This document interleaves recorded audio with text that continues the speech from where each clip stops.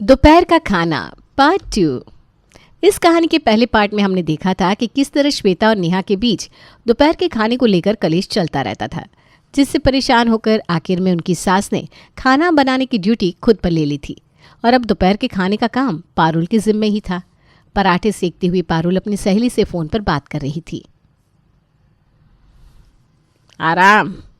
अरे मेरी किस्मत में कहाँ है सुषमा, मेरी किस्मत में तो आटा सानना और सब्जी बनाना ही लिखा है। वो तो गनीमत है कि मेरी बहुओं ने मेरे हाथ में झाड़ू पोछा नहीं पकड़ा दिया, वरना घर घर झाड़ू पोछा करते दिखती मैं। राम राम पारुल, ऐसा क्यों? कभी भी ऐसी अशुभ बातें नहीं बोलनी चाहिए। तू क्यों घर घर काम करेगी? अगर पैसे की ज़रूरत आ ही पड़ी तो दिन के 6-8 घंटे तेरी ड्यूटी मैं अपने घर पर लगवा लूँगी। 10 घर जाने की ज़रूरत नहीं पड़ेगी। अरे गुस्से में एक बात बोल दी तो तू उस बात को पकड़ लेगी क्या? मेरे घर पर पैसों की कोई कमी नहीं है और ये भी आज तक कमा ही रहे। तो ऐसा तो भगवान की कृपा से कभी दिन नहीं आने वाला मेरी ज़िंदगी में। मैं तो ये कह रही थी कि मेरी बहुओं से परेशान हो गई हूँ मैं। शाम को चलो चाय नाश्ता बना देती थी, क्योंकि दिन भर खाली बैठना मुझे भी अच्छा नहीं लगता। अपने हिसाब से डस्टिंग भी कर लेती थी, पौधों में पानी भी डाल देती थी, पर इन्हें दिखाई नहीं। हर रोज़ वही दोपहर के खाने को लेकर कलेश। अरे जान की करती होंगी, आजकल की बहुओं का यही है। इतनी लड़ाई करो कि सास शर्म से खुद ही रसोई में आकर काम संभाल ले। वही तो, ये दोनों नागिन जानती थी कि इस रोज़ रोज़ के कलेश से परेशान होकर मम्मी जी खुद ही काम खुद पर ले लेंगी। और लो ले भी लिया ना मैंने, मेरी ही गलती हो गई। दिन भर काम ही क्या रहता है इन्हें, एक नाश्ता बनाती है और एक रात का खाना, और फिर पूरा दिन फ्री। पर तू अब कर भी क्या सकती है पारुल? जोश जोश में तूने दोपहर के खाने की ड्यूटी ले ही ली है तो भुगत अब। अच्छा चल रख सुषमा, मैं तुझे कुछ देर बाद फ़ोन करती हूँ, मेरी बेटी का कॉल आ रहा है। अरे कैसी हो मम्मी? तुम तो अपनी बेटी को भूल ही गई। मैं लंदन गई थी। लंदन, कोई मनाली नहीं। कितनी फ़ोटोज़ भेजी मैंने तुम्हें, वीडियो कॉल भी किया, पर तुम तो फ़ोन भी नहीं उठाती। कहाँ बिज़ी हो आजकल? लगता है बहुओं से पूरी सेवा करवा रही हो। क्या हुआ मम्मी, हाफ क्यों रही हो? सब ठीक तो है ना? तुम कहीं भाग रही हो क्या? पहले आराम से बैठ जाओ, फिर बात करो। भागी तो रही हो बेटा, अपने पिछले जन्म के बुरे कर्मों से, जो इस जन्म ने मेरे सामने आकर खड़े हो गया है। ऐसा कौन सा कर्म कर दिया था मम्मी तुमने जो तुम्हारे सामने आकर खड़ा हो गया है? बताओ मुझे। मेरे पास है पंडित जी का नंबर, मैं लगाती हूँ कोई उपाय। अरे पंडित जी को कुंडली दिखा कर ही तो लेकर आई थी अपनी दोनों बहुओं को मैं। सुशील और श्वेता के 32 गुण मिलते हैं और प्रेम और नेहा के 34। पर क्या फ़ायदा हुआ? उन दोनों की कुंडली को खुद की कुंडली से मिलाया होता मैंने, तो आज बुढ़ापे में मुझे रोटियां नहीं बनानी पड़ती। तुम खाना बना रही हो मम्मी? पर क्यों? श्वेता भाभी, नेहा भाभी कहाँ चली गई? बड़ी लंबी कहानी है बेटा, क्या बताऊँ। तो दामाद जी के साथ विदेश घूमने गई थी, इसलिए मैं तेरी ट्रिप ख़राब नहीं करना चाहती थी। और पारुल पूरी कहानी अपनी बेटी को बताती है कि किस तरह उसकी दोनों बहू दोपहर का खाना न बनाने के बहाने ढूंढ रही थी, जिस कारण आखिर में दोपहर का खाना बनाने की ड्यूटी पारुल पर आ गई थी। अच्छा तो ये बात है। पारुल खाना तैयार करके बाहर टेबल पर लगाती है।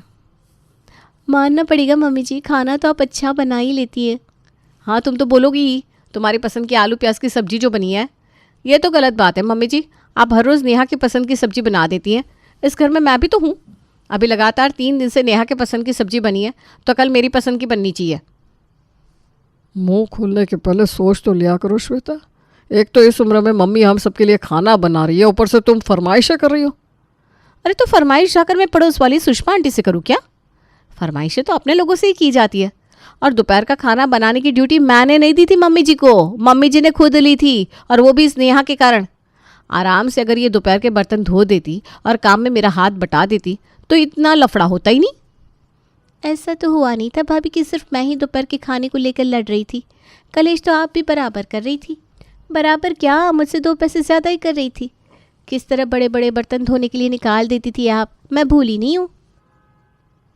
ओ गाना बजाना हो गया, ये टॉपिक क्लास हो चुका है, बहस मत करो। फिर वही बहसबाजी, फिर वही झगड़ा झंझट। अगली सुबह नाश्ता बनाकर नेहा किचन से बाहर आती है। ना ही खाना सर्व करना, ना ही किसी से कुछ पूछना, नेहा सीधे अपने कमरे में चली जाती है। और बांटो काम मम्मी। देखो बेकार में ही तुमने दोपहर के खाने की रिस्पॉन्सिबिलिटी खुद पर ले ली। अब खाना बनाने के बाद कोई सर्व भी नहीं करना चाह रहा। मुझे तो लगता है कुछ दिन बाद हम माँ बेटे ही रसोई में दिखेंगे। करेंगे दारू पार्टी। अरे बाबा, ये क्या कह रही हो तुम कब से ये सब करने लग गई? अरे मैं तो बस गाना गा रही थी। वैसे पार्टी तो होगी।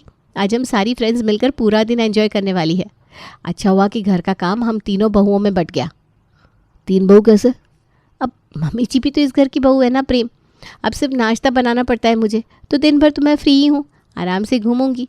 वरना ये टेंशन लगी रहती थी दोपहर में भी काम करना है। अपने कमरे से सज धज कर अपना पर्स उठाए नेहा बाहर निकलती है। ये लो, इसका तो ये रोज़ का हो गया है। पर्स उठाया और निकल गई। रात को जो तुम्हारे लिए रोटियां बनाती हूँ मैं, हर रोज़ वेस्ट होती है। तुम्हारे नाम की बनी हुई रोटियां तुम ही नाश्ते में खाओगी। आप मेरे नाश्ते की फ़िक्र मत कीजिए भाभी, क्योंकि नाश्ता बनाने की ड्यूटी मेरी है। और हाँ, आपको मेरे लिए कुछ बनाने की ज़रूरत भी नहीं है। मैं बाहर ही डिनर करके आऊँगी। ओके बाय मम्मी जी। ये तो गलत है ना मम्मी जी, आपको नाइट ड्यूटी मुझे क्यों देनी थी? सारा घूमना फिरना मूवी देखना रात में ही तो होता है, और रात के खाने के चक्कर में मैं वो सब कर ही नहीं पाती। हे भगवान, फिर से तू शुरू करना चाहती है क्या ये प्रकरण? नेहा के आने के 6 महीने बाद ही मैंने तुझे रात के खाने का काम इसलिए दिया था क्योंकि सुबह सुबह तू जल्दी उठ नहीं पाती। तेरी सुविधा देख कर ही रात के खाने की ड्यूटी तुझे दी थी मैंने, और अब तुझे उसमें भी प्रॉब्लम होने लग गई। किसी ने ठीक ही कहा है, जिस आदमी को कोई काम नहीं होता है वो हर चीज़ में प्रॉब्लम निकालता है। दिन भर फ्री रहती है ना तू, इसलिए तू अब हर चीज़ में प्रॉब्लम निकालती है। परेशान हो गई हूँ मैं इन दोनों से। अब तू ही रास्ता दिखा दे भगवान। पारुल ये कह रही थी कि तभी उसे एक आवाज़ सुनाई देती है। आ गया रास्ता मम्मी। पर्स लेकर बाहर जाने की ज़रूरत नहीं है नेहा भाभी, पीछे हो जाइए, वरना कुछ बहुत बड़ा मिस कर देंगे आप। वापस आ जाइए, मैं आप सबके लिए लंदन से गिफ्ट लेकर आई हूँ। किरण अपनी दोनों भाभियों, अपने भाई और अपने पापा सभी के लिए गिफ्ट लेकर आई थी। मेरे लिए कुछ लेकर नहीं आई बेटा तू? अच्छा, दूसरे बैग में होगा ना, दामाद जी ला रहे होंगे। तू मुझे भूल नहीं सकती, मुझे पता है। बिल्कुल सही कहा मम्मी आपने, मैं आपको कैसे भूल सकती थी। मैं ये कुकर आपके लिए तो लाई हूँ, बड़ी मेहनत लगी बाय गॉड। ये बड़ा अच्छा किया दीदी आपने। कुकर की ना बहुत ज़रूरत थी हमें। हमारे कुकर में तो सीटी ही नहीं लगती। तू मेरे लिए लंदन से ये कुकर लाई? अरे ये तो बाहर मार्केट में भी मिल जाता। तो बाहर मार्केट से ही तो लाई हूँ ना मम्मी। अब आपको इतनी देर रसोई में रहना पड़ता है, तो मुझे लगा आपको किचन की ही किसी चीज़ की ज़रूरत होगी, सो ले आई। कितनी मूर्ख हूँ मैं जो तुझसे उम्मीद लगा कर बैठी थी। अपनी बहुओं के कारण मुझे दोपहर का खाना बनाना पड़ रहा था। अब तेरी हरकतें देख कर लग रहा है कि तू मुझसे बाकी वक्त का भी खाना बनवा लेगी। तो इसमें हर्जी क्या है मम्मी? इंसान का शरीर जितना चलता रहे उतना ही अच्छा है। मैं तो कहती हूँ नाश्ते और रात के खाने की ड्यूटी भी क्यों दे रखी है भाभीियों को, वो भी हम कर लेते ना मिल बांट के। वो क्या है ना, आपके दामाद जी 6 महीने के लिए शहर से बाहर गए हुए हैं, तो अकेले मेरा मन भी नहीं लगेगा। 6 महीना मैं यहीं हूँ, माँ बेटी मिलकर संभाल लेंगे रसोई। छोड़ दो अपनी बहू को, जीने दो इन्हें इनकी ज़िंदगी। बेचारी पारुल पर तो पहाड़ टूट पड़ता है। जिस बेटी को वो लकड़ी मानकर समंदर पार करने वाली थी, वो बेटी ही असली नागिन निकली। अगली सुबह किरण एक एक कर अपनी दोनों भाभी के कमरे में जाती है। मैं क्या कह रही थी नेहा भाभी, आपको अपनी किसी फ्रेंड को घर पर बुलाना हो तो बुला लीजिए ना। कॉलेज की फ्रेंड होगी या स्कूल की फ्रेंड होगी, या किट्टी करनी है तो वो भी कर सकती हैं आप। सारी अरेंजमेंट मैं और मम्मी मिलकर कर देंगे। अब रेस्टोरेंट में मिलने से अच्छा है ना किसी को घर पर ही बुला लो, पैसे भी तो बच जाते हैं। क्या आइडिया दिया है दीदी आपने। 2 पार्टी पेंडिंग है मुझे देनी थी। मैं अपनी सहेलियों को घर पर ही बुला लेती हूँ। आप और मम्मी जी खाने वगैरह की तैयारी कर लीजिएगा। नेहा और श्वेता बेशर्मों की तरह अपनी फ्रेंड्स को शाम को अपने घर बुला लेती है। श्वेता अपनी सहेलियों के साथ गप्पे लड़ाने में बिजी थी, तो नेहा अपनी सहेलियों के साथ। और नौकरों की तरह कभी पारुल तो कभी किरण स्टार्टर, मेन कोर्स, डेजर्ट सभी को सर्व कर रही थी।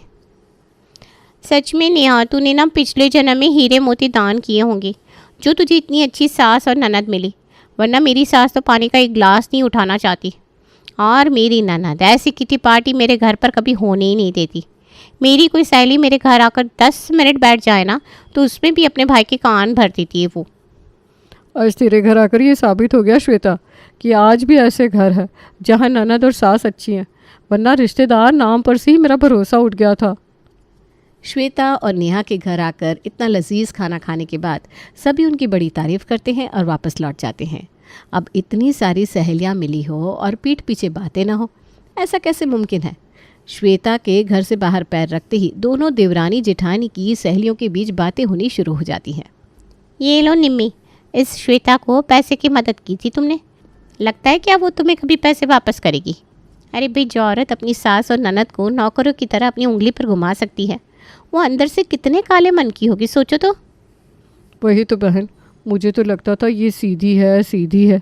अरे सीधी क्या है, काली नागिन है नागिन। इंसानियत नाम की भी कोई चीज़ होती है कि नहीं? एक बार मेरे पैसे निकल जाए उसके बाद मैं इसका मुंह भी ना देखूं।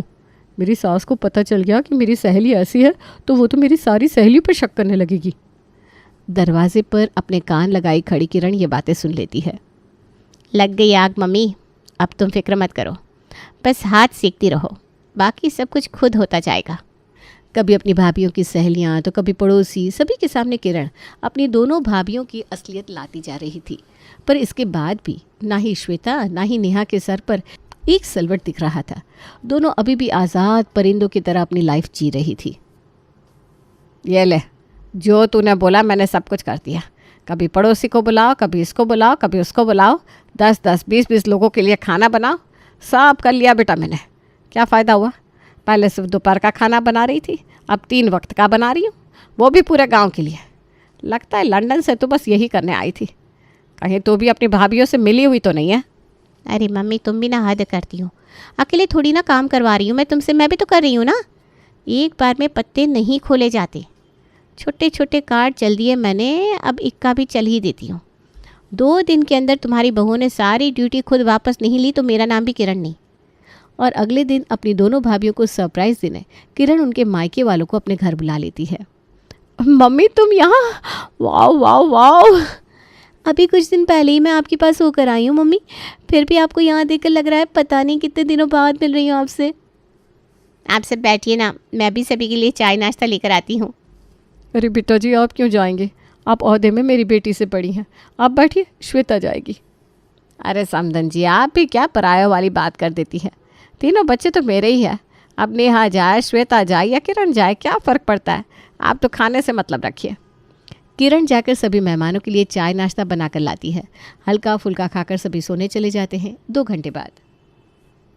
अरे रेणु जी उठिए, बेटी के ससुराल में हैं आप, किसी 5 स्टार होटल में नहीं जो ऐसे घोड़े बेचकर सो गई। अरे सो कहाँ रही हूँ, लेटी हूँ। ये बस में जब भी सफ़र करती हूँ ना तो मेरी कमर में दर्द हो जाता है। कहिए क्या कह रहे थे आप? मुझे लगता है हमने यहाँ आकर गलती कर दी। बेचारी किरण बेटी और समधन जी तब से रसोई में काम कर रही हैं। तुम्हारी खुद की बेटी कहाँ है? उसे भी तो हाथ बटाना चाहिए ना काम में। क्या नेहा रसोई में नहीं है? बताइए, वहाँ सास और ननद रसोई में और ये लड़की पता नहीं कहाँ चली गई। ऐसे संस्कार तो नहीं दिए थे मैंने अपनी नेहा को। अपनी आदत से मजबूर नेहा आराम से दूसरे कमरे में बैठकर अपनी जेठानी के साथ वेब सीरीज देख रही थी। श्वेता को ढूंढती हुई उमा वहां आती है।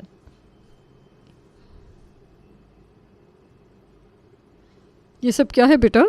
अगर हम सब सो रहे थे तो तू अपनी सास के साथ बैठ जाती। यहाँ अकेले कमरे में बैठकर पिक्चर देख रही है और वहाँ बेचारी समधन जी अकेले रसोई में काम कर रही है। अच्छा लगता है क्या? नेहा तुम्हें जो करता देखेगी वही चीज़ तो सीखेगी। तो ज़रा बड़प्पन से काम करो। सभी बाहर आते हैं और एक साथ खाने के टेबल पर बैठ जाते हैं। बहुत अच्छा किया पापा मम्मी जी जो आप आ गए। ये सब दीदी का ही प्लान था कि हम पापा मम्मी की एनिवर्सरी पर उन्हें सरप्राइज़ दें। सही में कितना अच्छा लग रहा है ना, पूरा परिवार साथ में है। वो सब तो ठीक है, ये पराठे लाने में इतनी देर क्यों कर रही है मम्मी जी? मम्मी जी पराठे। 1 मिनट 1 मिनट, ये क्या कहा तुमने? अपनी सास से पराठे मांगे और क्या? बस नेहा के मुंह से ये निकलने की देर थी कि उसकी माँ उसके गाल पर करारा तमाचा झड़ देती है। तमाचे की आवाज़ इतनी तेज़ थी कि महेश अपने कमरे से और किरण और पारुल रसोई से बाहर आ जाते हैं। अरे क्या हुआ, कौन गिरा? लगता है मेरा लगाया हुआ बम फट ही गया। अपनी सास को खाना लाने को कह रही है, इतनी हिम्मत तेरी।